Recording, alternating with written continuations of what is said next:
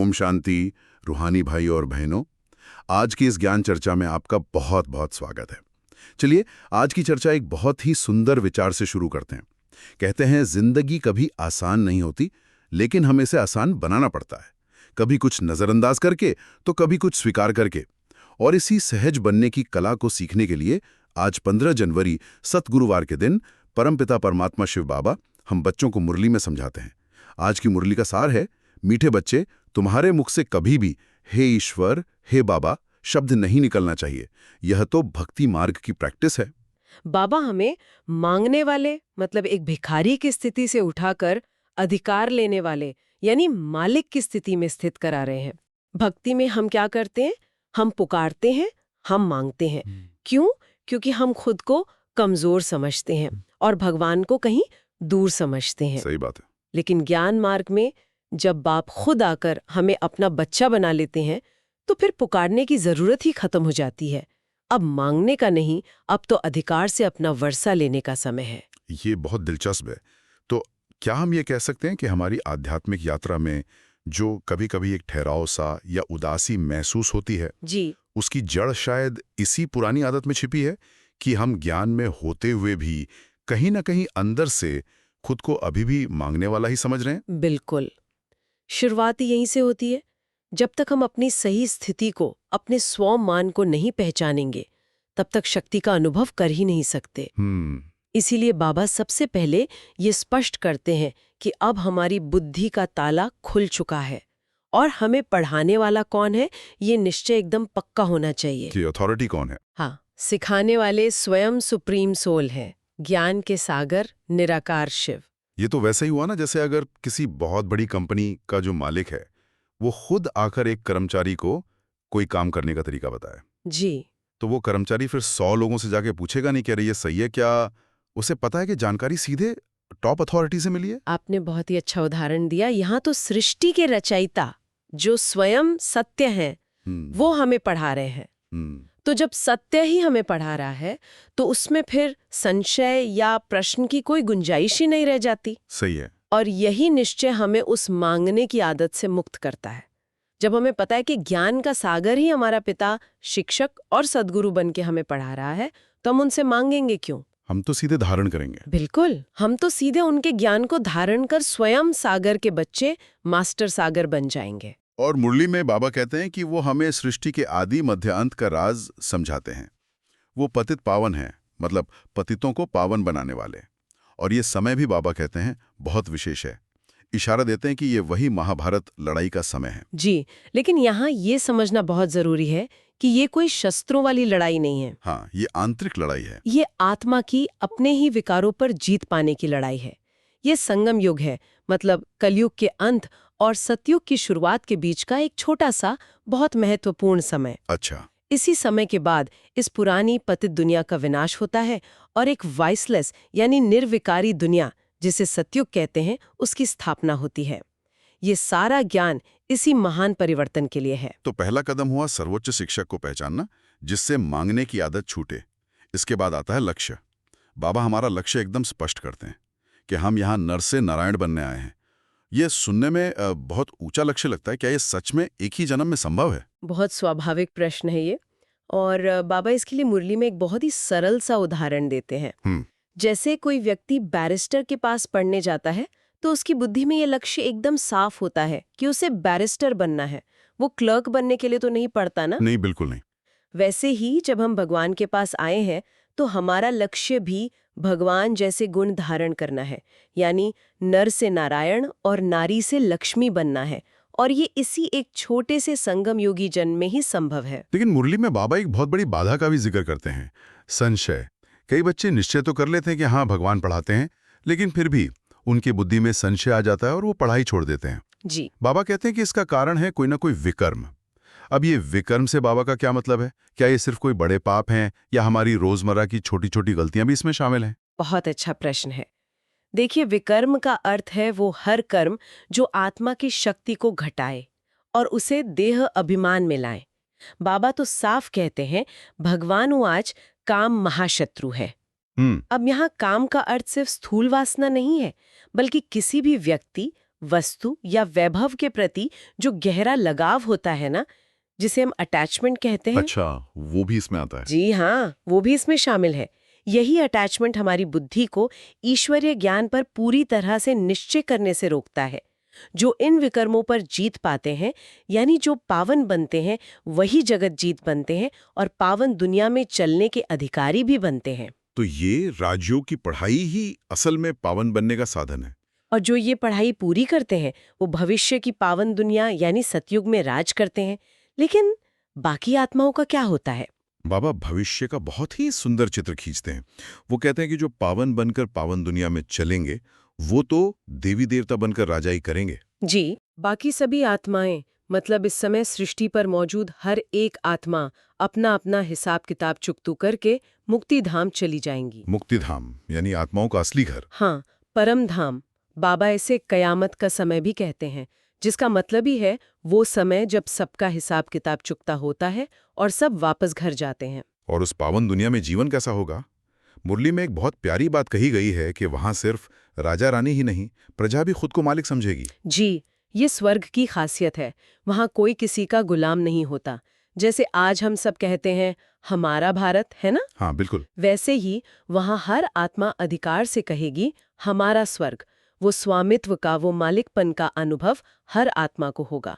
वहाँ दुख का तो नाम निशान भी नहीं होगा, वो सचखंड होगा। तो ये लक्ष्य और भविष्य का चित्र बहुत स्पष्ट है। इस यात्रा में मुरली में एक और दिलचस्प कॉन्सेप्ट आता है कि हमारा असली घर यहाँ नहीं है। हम एक्टर्स हैं जो शांतिधाम से सृष्टि रूपी स्टेज पर अपना पार्ट बजाने आते हैं। इस एक समझ से ही जीवन में बहुत बड़ा परिवर्तन आ सकता है, इसे अगर गहराई से समझे तो। जैसे कोई एक्टर अपनी घर से स्टूडियो आता है, कॉस्ट्यूम पहनता है, स्टेज पर अपना पार्ट बजाता है और फिर पैकअप करके वापस अपने घर चला जाता है। वो उस सेट को या उस कॉस्ट्यूम को अपना घर नहीं समझता। सही बात है। ठीक वैसे ही हम आत्माओं का असली घर है परम धाम या शांति धाम, जो शांति का धाम है। हम वहां से इस सृष्टि रूपी स्टेज पर इस शरीर रूपी कॉस्ट्यूम पहनकर अपना 84 जन्मों का पार्ट बजाने आते हैं। जब नाटक पूरा होता है तो हमें वापस घर जाना ही होता है। और जब सभी एक्टर स्टेज पर आ जाते हैं, यानी जब दुनिया की आबादी पूरी हो जाती है, तब बाप खुद आकर सबको वापस घर ले जाते हैं। इसीलिए उन्हें लिबरेटर और गाइड भी कहा जाता है। बिल्कुल, वो दुख हरता सुख करता है। वो इस दुख की दुनिया से, इस कर्म क्षेत्र के शोर शराबे से हमें लिबरेट करके, मतलब मुक्त करके, वापस शांति के घर ले जाने का रास्ता दिखाते हैं। और आज दुनिया में हर इंसान जाने अनजाने में शांति और मुक्ति ही तो खोज रहा है। बिल्कुल, और बाबा आकर वही रास्ता दिखाते हैं। यह समझ हमें दुनिया में रहते हुए भी इससे मतलब अनासक्त होना सिखाती है। इसी से जुड़ा एक सवाल उठता है। बाबा कहते हैं कि हमारा ये राजयोग उन सन्यासियों के हठयोग से बिल्कुल अलग है। हमें घर बार नहीं छोड़ना है। जी, तो अगर हमें कोई बाहरी त्याग नहीं करना, तो फिर इस मार्ग पर चलने वालों में ये सफेद वस्त्र इतने प्रचलित क्यों हैं? क्या इसका कोई गहरा आध्यात्मिक महत्व है? आपने बहुत सही जगह पर सवाल उठाया है। देखिए, बाबा कहते हैं कि ड्रेस पर कोई बंधन नहीं है, लेकिन सफेद ड्रेस अच्छी है। क्यों? क्योंकि ये एक बहुत गहरे प्रतीक को दर्शाती है।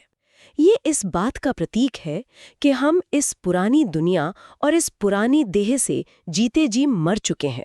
हम मरजीवा बने हैं। मरजीवा मतलब पुराना जन्म मर गया और ईश्वर के बच्चे के रूप में हमारा नया जन्म हुआ है।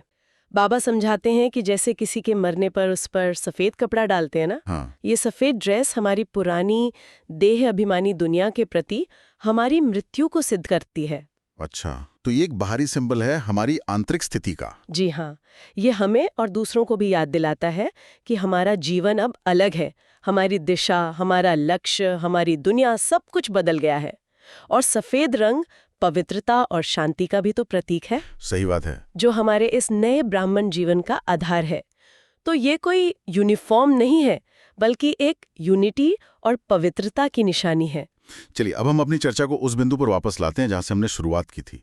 वो व्यवहारिक समस्या जो हम में से कई लोग अनुभव करते होंगे कि हमारे पास ज्ञान भी है, शक्तियां भी हैं, हम नियमों पर भी चलते हैं, फिर भी वो सफलता या वो सदा हर्षित रहने का अनुभव क्यों नहीं होता? हाँ, कभी कभी उदासी क्यों महसूस होती है। बिल्कुल, मुरली में बाबा इस पर बहुत रोशनी डालते हैं। और बाबा इसका कारण बहुत ही स्पष्ट बताते हैं।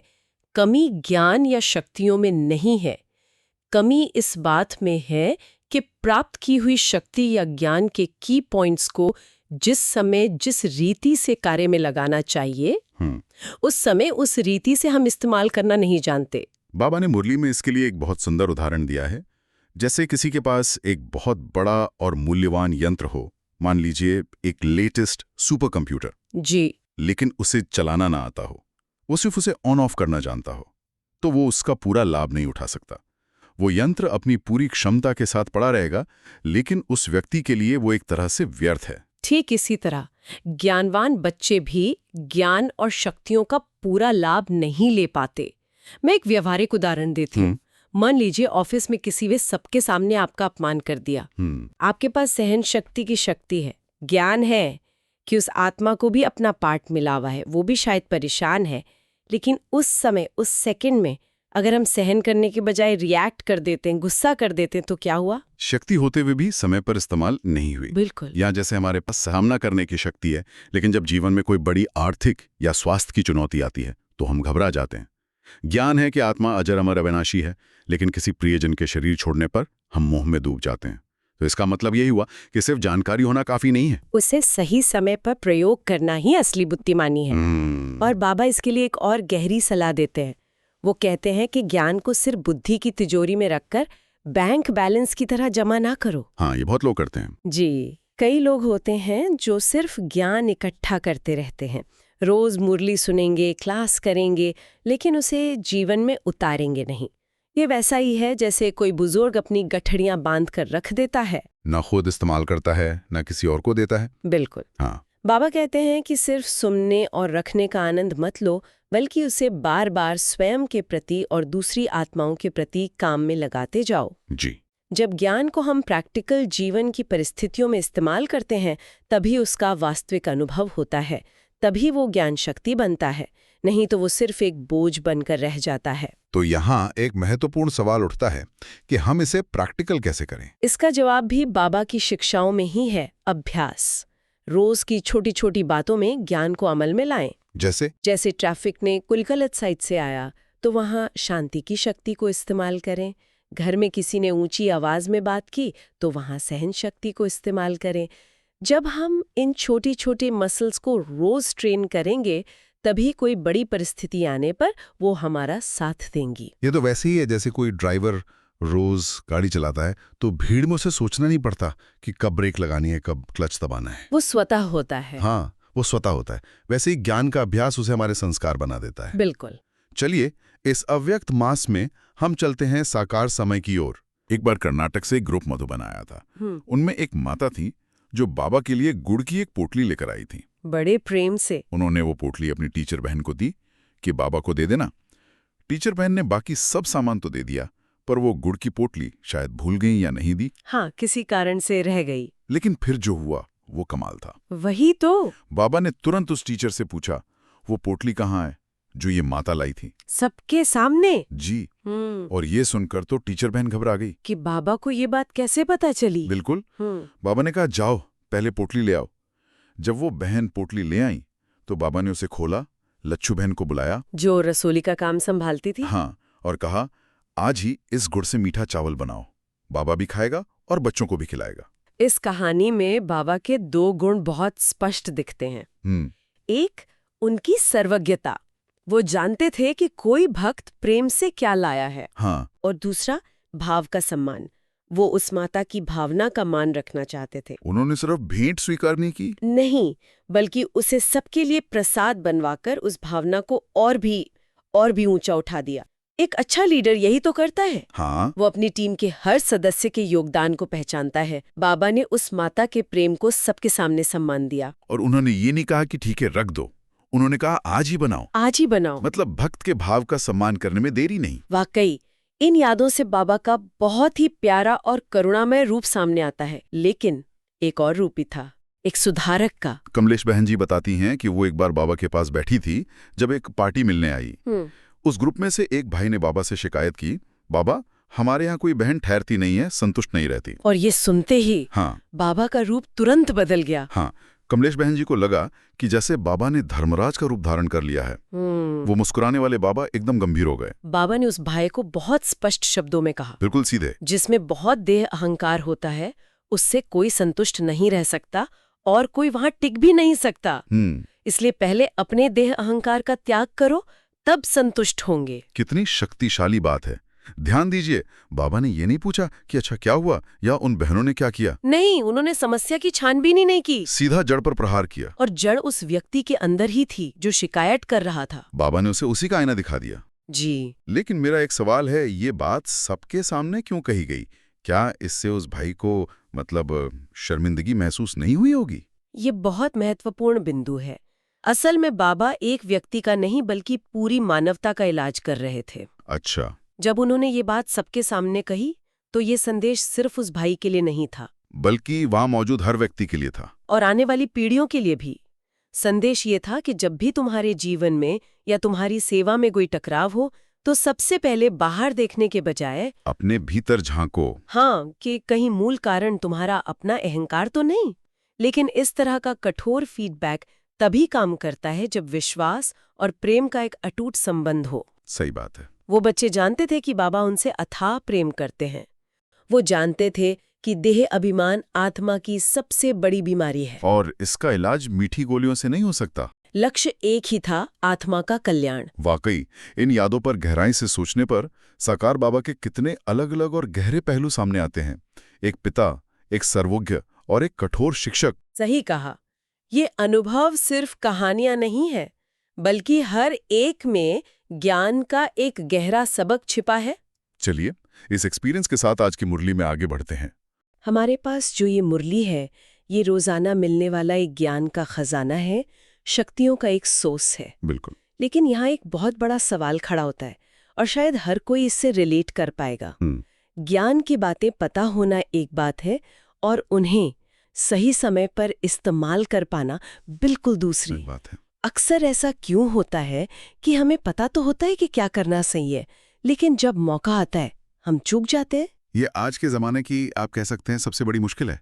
इन्फॉर्मेशन तो सबके पास है पर ट्रांसफॉर्मेशन नहीं हो रहा। हाँ बिल्कुल। और कमाल की बात यह है कि शिव बाबा आज की मुरली में सीधे इसी प्रॉब्लम की जड़ पर बात कर रहे हैं। अच्छा। वो कहते हैं कि ज्ञान की सारी पॉइंट्स, सारी शक्तियां आपके आध्यात्मिक बैंक अकाउंट में पड़े हुए खजाने की तरह हैं। लेकिन उस खजाने को इस्तेमाल करने के लिए एक मास्टर की, एक चाबी चाहिए, और वो चाबी है निर्णय शक्ति। निर्णय शक्ति यानी डिसीजन पावर। जी, a power to decide and discern correctly. ये तो दिलचस्प है। बाबा इसे इतना जरूरी क्या मानते हैं? क्योंकि इसके बिना सारी शक्तियां बेकार है, बल्कि मैं तो कहूंगा कई बार तो नुकसान भी कर देती हैं। नुकसान? हाँ, बाबा मुरली में बहुत प्रैक्टिकल तरीके से समझाते हैं। वो कहते हैं निर्णय शक्ति की कमी की वजह से हम शक्तियों को मिक्सअप कर देते हैं। मतलब गलत जगह पे गलत शक्ति इस्तेमाल कर लेते हैं। बिल्कुल, आपने पकड़ लिया। अच्छा, जैसे कि कोई उदाहरण है इसका? बिल्कुल।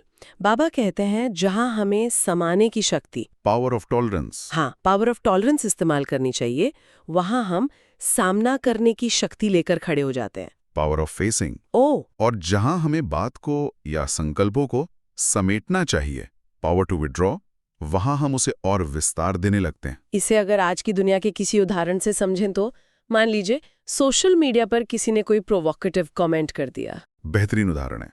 अब यहां पर समाने की शक्ति का इस्तेमाल ये होगा कि आप उस नेगेटिविटी को एब्जॉर्ब कर लें, शांत रहें और उसे जाने दें। ये समझे कि सामने वाले की अपनी कोई परेशानी होगी। एग्जैक्टली। लेकिन निर्णय शक्ति कमजोर होने के कारण हम क्या करते हैं? हम लड़ने लगते हैं। हम सामना करने की शक्ति ऑन कर देते हैं। हम उससे बहस करने लगते हैं, स्क्रीनशॉट लेकर दोस्तों को भेजने लगते हैं। यानी जिस बात को समेटना था उसे हमने और विस्तार दे दिया। हाँ, और नतीजा क्या हुआ?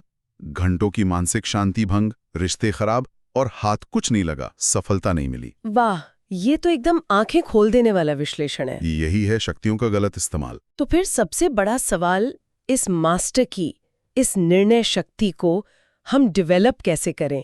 इसे मजबूत बनाने का तरीका क्या है?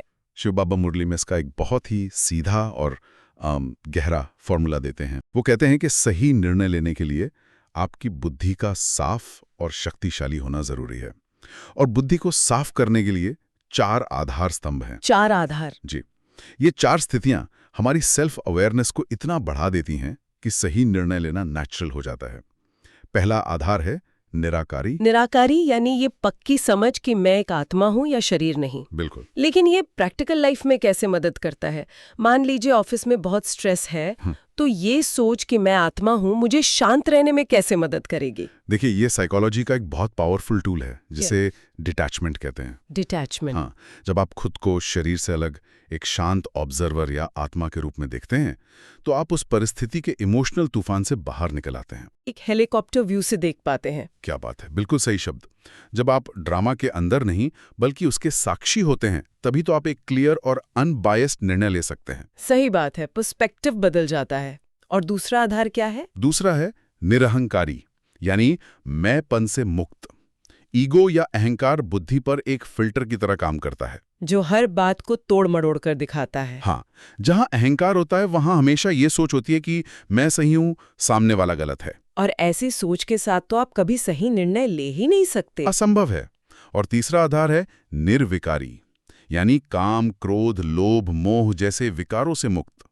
ये तो हम सब जानते हैं कि गुस्से में या लालच में लिए गए फैसले हमेशा बाद में पछतावे का कारण बनते हैं। बिल्कुल। और चौथा और सबसे महत्वपूर्ण आधार है निर्विकल्प। निर्विकल्प यानी मन में संकल्पों की उथल-पुथल से शांत होकर एक शिव बाबा की याद में स्थिर। सोचिए, एक तालाब जिसका पानी पूरी तरह शांत है, आप उसमें अपना चेहरा एकदम साफ देख सकते हैं, लेकिन अगर पानी में लहरें हों तो कुछ भी साफ नहीं दिखता। हमारी बुद्धि भी वैसी ही है। जब वो व्यर्थ संकल्पों से शांत होती है, तभी वो सच को देख पाती है। बाबा मुरली में एक लाइन कहते हैं जो सोने में लिखने जैसी है। क्या? श्रेष्ठता से ही स्पष्टता आती है। When you are elevated, you get clarity. वाह, श्रेष्ठता से ही स्पष्टता आती है। जब हमारे आंतरिक स्थिति इन 4 आधारों पर श्रेष्ठ होती है, तब हमारी बुद्धि में क्लैरिटी आती है। क्या बात है। अच्छा, अगर सही निर्णय के लिए सही समझ जरूरी है, तो सबसे पहले अपनी पहचान की समझ होनी चाहिए। जी। और इसी पर आते हुए शिव बाबा आज मुरली में 3 बाप का बहुत गहरा रहस्य समझा रहे हैं। बाबा समझाते हैं कि इस संगम युग पर हम बच्चों के 3 बाप हैं। पहले हैं हमारे लौकिक बाप, जिन्होंने हमें ये शरीर दिया। हाँ, जिनसे हमें इस जन्म की परवरिश और सीमित अल्पकाल का सुख मिलता है। दूसरे हैं प्रजापिता ब्रह्मा। बाबा उन्हें ग्रेट ग्रेट ग्रैंडफादर कहते हैं, क्योंकि वो इस मनुष्य सृष्टि के आदि पिता हैं। जी, वो नई दैवी दुनिया की स्थापना के निमित्त हैं, जिनके द्वारा हम सभी ब्राह्मण कुल की रचना होती है। और तीसरे, जो सबसे ऊपर हैं, वो है हम सभी आत्माओं के पारलौकिक पिता, निराकार परमपिता परमात्मा शिव। वो हमारे रूहानी स्पिरिचुअल फादर हैं। वही ज्ञान के सागर हैं, पतित पावन हैं, जो ब्रह्मा के तन में आकर हमें 21 जन्मों का अविनाशी वर्षा या विरासत देते हैं। और इसी समझ से एक बहुत ही खूबसूरत बात निकलती है कि हम सब एक ही रूहानी पिता शिव की संतान होने के नाते आपस में भाई बहन हैं। एग्जैक्टली। और ये सिर्फ एक कहने की बात नहीं है, ये पवित्रता की बुनियाद है। जब हमारी बुद्धि में ये स्मृति पक्की हो जाती है कि सामने वाला कोई भी हो, वो स्त्री या पुरुष का शरीर नहीं बल्कि मेरे ही पिता की संतान, एक आत्मा मेरा भाई है, तो हमारी दृष्टि अपने आप पवित्र हो जाती है। बाबा तो मुरली में बहुत कड़ी चेतावनी देते हैं कि इस भाई बहन के रूहानी रिश्ते में रहते हुए भी अगर किसी की तरफ विकारी दृष्टि गई तो वो भगवान को भूलने के बराबर है। और ये बहुत बड़ा पाप कर्म बन जाता है। यहीं पर एक बहुत प्रैक्टिकल सवाल आता है। सब आत्माएं भाई बहन हैं, तो क्या मुझे घर जाकर अपने पति को भाई कहना है या अपने लौकिक पिता को भाई समझना है? इससे तो रिश्तों में बहुत ज्यादा कंफ्यूजन हो सकती है। हाँ, ये सवाल बहुत स्वाभाविक है और शिव बाबा इसका बहुत ही समझदारी भरा युक्ति युक्त जवाब देते हैं। क्या कहते हैं बाबा? बाबा कहते हैं, बच्चे, ये ज्ञान गुप्त है, इसे बुद्धि में धारण करना है, इसका ढिंडोरा नहीं पीटना है। अच्छा। हमें बहुत युक्ति और समझदारी से चलना है, लोक संग्रह का भी ध्यान रखना है। मतलब ये एक आंतरिक समझ है, न कि बाहरी दिखावा। बिल्कुल। आप सोचिए, अगर आप घर में अपने ससुर को भाई कह देंगी तो वो तो यही समझेंगे कि इनका दिमाग खराब हो गया है। इससे तो ज्ञान की, बाबा की निंदा होगी। बिल्कुल। इसलिए बाबा कहते हैं, बुद्धि का योग शिव बाबा से लगा रहे, लेकिन मुख का व्यवहार यथार्थ हो। जो लोग ज्ञान में नहीं हैं, उनके साथ आपको वैसे ही रिश्ता निभाना है जैसे दुनिया निभाती है। लौकिक बाप को बाप ही कहना है। ये ठीक वैसे ही है जैसे एक अंडरकवर एजेंट। वाह, क्या उदाहरण दिया है। बिल्कुल। वो अपनी असली पहचान जानता है, लेकिन बाहर वो अपनी भूमिका निभाता है। तो हमारी असली पहचान है कि हम आत्मा हैं और सब हमारे भाई हैं, लेकिन इस दुनिया के मंच पर हमें अपने लौकिक रिश्तों का पार्ट भी खूबसूरती से बजाना है। परफेक्ट, आपने सार बता दिया। ये बहुत ही महत्वपूर्ण क्लैरिफिकेशन है। अब मुरली के एक और फैसिनेटिंग हिस्से पर आते हैं। जी। बाबा एक बहुत बड़ी गलतफहमी को दूर करते हैं। देवताओं और असुरों की लड़ाई या महाभारत में कौरवों पांडवों की लड़ाई, बाबा कहते हैं कि ऐसी कोई हथियारों वाली लड़ाई असल में कभी हुई ही नहीं। हाँ, ये एक ऐसा रहस्य है जो सिर्फ परमपिता परमात्मा ही आकर खोल सकते हैं। हम सब ने यही सुना है कि देवता और असुर समुद्र में लड़े। या कुरुक्षेत्र में लाखों लोगों को मार दिया गया। बाबा कहते हैं, बच्चे, ये सब भक्ति मार्ग के अलंकारिक वर्णन हैं। असली लड़ाई कभी बाहर हुई ही नहीं। तो असली कुरुक्षेत्र हमारे अंदर है। बिल्कुल, हमारे अंदर। तो फिर असली लड़ाई क्या है और हमारे दुश्मन कौन हैं? हमारे असली दुश्मन बाहर नहीं, हमारे ही अंदर बैठे हैं। काम, क्रोध, लोभ, मोह, अहंकार। 5 विकार। हाँ, ये 5 विकार ही रावण का असली रूप हैं। यही आसुरी संप्रदाय है जिस पर हमें जीत पानी है। तो इस अहिंसक लड़ाई को जीतने का हथियार क्या है? इस रावण पर जीत कैसे पानी है? बाबा इसका सबसे सहज और सबसे शक्तिशाली तरीका बताते हैं, जो गीता का भी सार है। माँ में कम याद करो। माँ में कम याद करो, यानी एक मुझ पतित पावन बाप को याद करो। बाबा कहते हैं, तुम बच्चे मुझ सर्वशक्तिमान से अपनी बुद्धि का योग लगाओ। जैसे एक पावरफुल मैग्नेट लोहे की सारी गंदगी खींच लेता है, वैसे ही बाबा की याद हमारे विकर्मों की मैल को खींचकर भस्म कर देगी। बिल्कुल, यही भारत का प्राचीन राजयोग है। इस योग अग्नि से ही आत्मा तमो प्रधान से सतो प्रधान बनती है। एक डिस्चार्ज बैटरी से फुली चार्ज्ड। हाँ।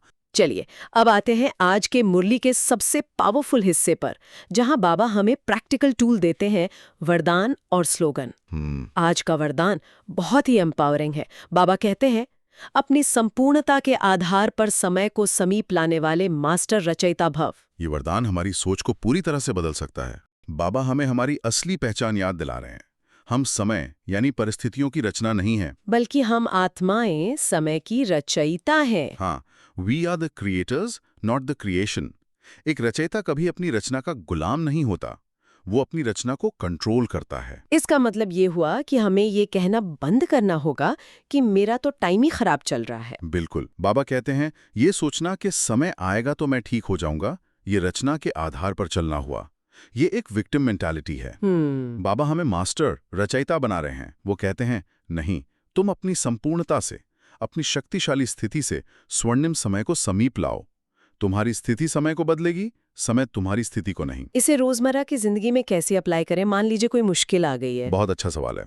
मान लीजिए कोई मुश्किल आई, एक सोच ये है कि चलो इंतजार करते हैं, टाइम विल हील एवरीथिंग। बाबा कहते हैं, हाँ, समय के हिसाब से वो मुश्किल शायद चली भी जाए, लेकिन अगर तुमने इंतजार किया तो तुम्हें उस पर जीत पाने का अनुभव नहीं होगा। तो मास्टर रचयिता क्या करेगा? मास्टर रचयिता वो है जो समय से पहले अपनी परिवर्तन शक्ति से उस परिस्थिति के प्रति अपने नजरिए को बदल दे। वो अपनी स्थिति को इतना पावरफुल बना ले कि वो विघ्न एक अवसर में बदल जाए। और आज का स्लोगन भी इसी से जुड़ा है, कर्म और योग का बैलेंस रखने वाले ही सच्चे कर्मयोगी हैं। ये भी बहुत प्रैक्टिकल है। इसका सीधा सा मतलब है कि स्पिरिचुअलिटी कोई ऐसी चीज नहीं है जो सुबह शाम 1 घंटा कर ली और फिर बाकी दिन दुनियादारी। नहीं। सच्चा कर्मयोगी वो है जो दिन भर अपने काम काज, अपनी जिम्मेदारियां निभाते हुए भी बुद्धि से बाबा की याद में टिका रहे। जैसे एक कुशल ड्राइवर। हाँ, बाबा अक्सर यही उदाहरण देते हैं। ड्राइवर गाड़ी चलाते हुए बात भी करता है, म्यूजिक भी सुनता है, लेकिन उसका 1% ध्यान भी स्टीयरिंग से नहीं हटता। उसे पता है, अटेंशन हटी, दुर्घटना घटी। बिल्कुल। बस हमें भी अपने कर्म करते हुए बुद्धि के योग का स्टीयरिंग शिव बाबा की याद में टिका कर रखना है। यही है कर्म और योग का बैलेंस। तो आज की इस ज्ञान चर्चा का सार यही है कि शिव बाबा ने हमें निर्णय शक्ति को बढ़ाने के लिए निराकारी, निरहंकारी, निर्विकारी और निर्विकल्प बनने का गहरा राज समझाया। 3 बाप का रहस्य बताकर रिश्तों में कुशल बनने की युक्ति दी और 5 विकारों रूपी रावण पर योग बल से अहिंसक जीत प्राप्त कर सच्चा जगत जीत बनने का रास्ता दिखाया। और वरदान के द्वारा हमें हमारी मास्टर रचयिता की सीट पर बिठा दिया, ताकि हम परिस्थितियों के गुलाम न बने बल्कि उनके मालिक बने। बिल्कुल। इसी आधार पर आज की मुरली से हम सभी के लिए एक होमवर्क है। आज का सोमान। हम सभी सारा दिन इस एफर्मेशन का अभ्यास करेंगे। मैं मास्टर रचयिता आत्मा हूँ, मैं अपनी संपूर्णता से समय को समीप लाने वाली सच्ची कर्मयोगी आत्मा हूँ। आज की मुरली में आपको सबसे अच्छी बात कौन सी लगी, जिससे आपको एक आहा मोमेंट मिला हो? कमेंट्स में जरूर बताइएगा। हमारी टीम आपके लिए ये ज्ञान चर्चा लाने के लिए बहुत घंटे मेहनत करती है। शिव बाबा के इस चैनल को अपना पूरा सहयोग दें। चैनल को सब्सक्राइब करें और इसे औरों के साथ भी शेयर करें ताकि बाबा का ये प्रैक्टिकल ज्ञान सब तक पहुंच सके। और अगर आप पूरी मुरली सुनना और उसका गहराई से अध्ययन करना चाहते हैं तो आप अपने नज़दीकी ब्रह्मा कुमारी सेंटर पर जरूर संपर्क करें। शुक्रिया बाबा। ओम शांति।